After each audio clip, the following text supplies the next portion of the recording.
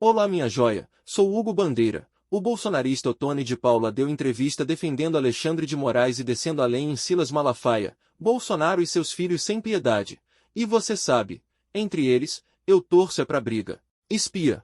Porque a gente vai conversar agora com o deputado Ottoni de Paula, que é integrante da Frente Parlamentar Evangélica do Congresso e que vem criticando publicamente falas do pastor Silas Malafaia de que ele estaria sofrendo perseguição religiosa. O senhor disse para a revista Veja que o Malafaia aparece mais com Bolsonaro do que com Jesus. E o senhor tem dito que ele está mentindo quando ele fala que está sendo perseguido de forma religiosa. Explica para a gente, por favor. Boa tarde. Bem, as minhas críticas, elas são críticas não ao pastor Silas, mas quando tenta se envolver a igreja nesta guerra política. Por exemplo, eu tive a Polícia Federal na minha casa. Eu fiquei 2 anos sem as redes sociais por uma decisão do ministro Alexandre de Moraes. E em nenhum momento eu disse que isto era uma perseguição religiosa. Eu assumi, depois as minhas redes sociais voltaram. Eu entendo que o pastor Silas precisa encarar toda esta guerra de forma pessoal, porque quando ele chama isso de perseguição religiosa, o que ele está dizendo é que o ministro Alexandre de Moraes estaria agora fazendo uma perseguição contra a igreja do Senhor Jesus, contra a igreja evangélica. Não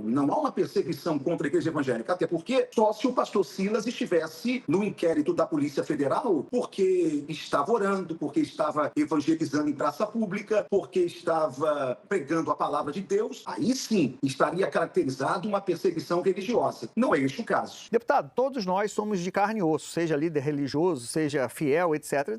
Temos nossos momentos de intimidade em que a gente fala de uma maneira que não fala, por exemplo, não falaria dentro da igreja ou no púlpito da igreja. Mas é comum um pastor usar e abusar tanto de linguagem chula na conversa assim com o ex-presidente? Chama atenção essa linguagem para um líder religioso ou não? O que me chamou a atenção foi o fato de, a partir do momento que essas falas no privado tornaram-se públicas, foi o fato do pastor Silas, em nenhum momento, reconhecer de que houve algumas colocações em suas falas que não são apropriadas, né? E ele chega a dizer que quem fizer alguma crítica a ele é fariseu. Na verdade, nós sempre tivemos uma recomendação bíblica sobre esse tipo de linguajar. A Bíblia chega a dizer que a nossa palavra deve ser temperada como sal. Assim como, e principalmente nós que somos líderes, pastores, nós somos convidados a sermos exemplo dos fiéis. Portanto, eu achei que o pastor Silas iria dizer, gente, olha, eu estava no meu privado. Não, simplesmente ele mandou cada um se meter com a sua vida e cuidar da sua vida. Aí me faz dizer aos meus colegas pastores que estão partindo em defesa do pastor Silas, é importante que esses pastores tomem cuidado para não normalizar aquilo que não é normal. Colocaram a igreja nesse balaio de gato político, quando a igreja não é de direita e não é de esquerda. Deputado. Houve várias eleições no Brasil, onde o PT concorreu, Lula concorreu, Dilma concorreu. Em nenhuma dessas eleições, o evangélico, o crente que votou em Lula, foi convidado a sair da igreja. Exatamente sobre esse ponto que o senhor acabou de tratar em relação ao eleitorado. Primeiro, se surpreendeu em alguma medida com a divulgação desses diálogos a autoridade que Silas Malafaia parece ter sobre Jair Bolsonaro. E em que medida o eleitorado evangélico reagiu à revelação dessa relação? Olha, o Eduardo fez questão de fazer um vídeo dizendo que está junto com o pastor Silas e não fez um vídeo pedindo desculpa ao pai dele que ele xingou. Ou seja, é prova de que há um peso de relação com o pastor Silas muito intenso. O senhor faria o papel que Eduardo Bolsonaro está fazendo nos Estados Unidos? Você acha correto um parlamentar que foi eleito representar os seus eleitores, ele ir para os Estados Unidos e fazer uma campanha em favor do pai dele para que